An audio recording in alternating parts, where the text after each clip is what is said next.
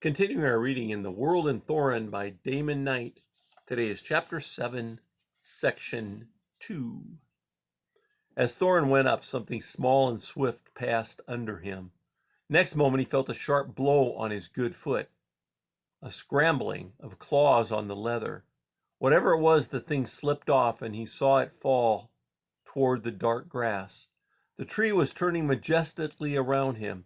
He twisted and revolved his arms, trying to straighten himself out, and partially succeeded.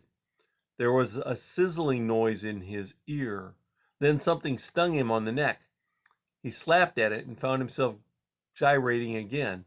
A misshapen loop of vine came by. He grabbed it, swung helplessly a moment, then pulled himself up into a tree. He stood aslant on the tree limb, or an old vine, breathless, looking down at the grass an incredible distance below, 20 ells at least, perhaps more. It was hard to tell in the green light. He felt exultant. If he could jump like that, no matter what was after him. Down there in the dim-lit grass, something moved. It was round and gray, and it was hanging in the air, no, rising toward him. Larger, a tangle of knobby limbs. With a startled cry, Thorinn leaped backward and upward. Something dealt him a heavy blow across the back. Then leaves were whipping his face. Another blow. He clutched a limb and swung to rest. The leaves below him continued to rustle. There was a thrashing, then a measured grating and crunching sound, as if something brittle and hard were being eaten. Thorinn retreated, pulling himself upward by degrees. A creeper on which he put his hand turned supple, bent toward him, and became a long, legless creature with a flickering tongue. Thorinn flung it away and climbed still more carefully, keeping to open spaces as well as he could. He was beginning to sweat. Nearby, something swayed under a massive limb. It looked like a shaggy fruit, but it was big enough to hold 5 men. Thorinn avoided it and climbed. A little higher, 2 limbs growing level and side by side had put out branches to each other, making a platform 10 ells long, from which, here and there, other trees grew. At the end of this platform was something that looked remarkably like a hut. Thorinn approached the platform, found it had a floor of canes interwoven with the branches. The place was silent and empty. The hut at the far end had a peaked roof and an open doorway. It was half-walled, with black sprays showing all around under the roof. Thorinn's weariness took him. He went quietly up to the doorway and looked in. The hut was empty except for some mats in one corner. When he had made sure of this, Thorinn stood still and listened. The tree was full of faint movements, but none seemed near or threatening. He sat down on the mats, removed his pack, and leaned against the wall, sword in hand. After a time, he caught himself dozing and sat up with a start. The night was still. He closed his eyes merely to rest them. He came awake with his heart pounding, knowing that he must not move. Outside in the green light, something gray and misshapen drifted down and disappeared beyond the half wall of the hut. Thorinn felt the faint thump when it landed. It was like a man, but there was something wrong with it. He glimpsed another one falling, then heard low grunting voices. He reached for his pack and put his arms through the loops, trying not to make a sound. But by ill luck, the corner of the pack scraped against the floor. Instantly, a gray form was in the doorway, another peering over the wall.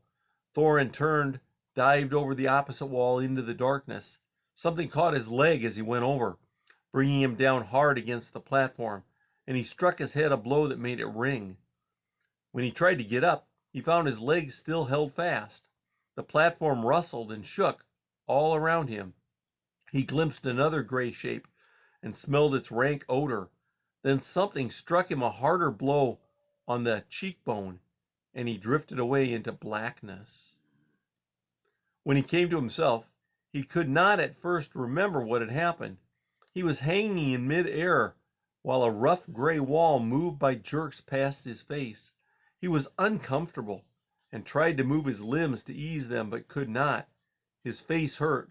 One eye would not open. Jerk! Up he went again.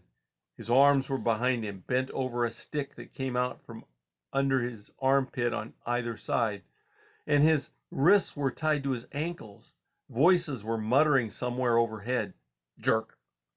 A dark leafy twig passed, and the gray wall became a tree trunk, lumpy, scarred, fissured, and immense.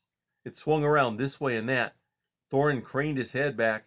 He saw now that a cord, attached to him somewhere behind, rose over the edge of a giant limb just above. A gray face with luminous green eyes peered down at him briefly and was gone. Up he went again, swinging. The stick that protruded under his arm touched the tree trunk and caught. It revolved slowly until his body was pointing out away from the tree. More voices. He rose another span and stopped. Now the stick was caught under the limb.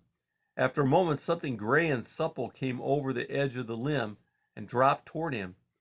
He had barely time to flinch before the thing was on his back. Its legs clasped around him like around the hips. Its arms appeared over his shoulders and pushed him away from the tree.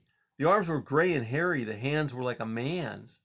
Thornton fell into despair, for now he knew he had been captured by demons. He revolved again as the demon freed one end of the stick. The other end was still caught, and he swung slowly around that. Then the demon freed it in turn, and he rose, swinging inward until his head struck the limb and he cheeked again.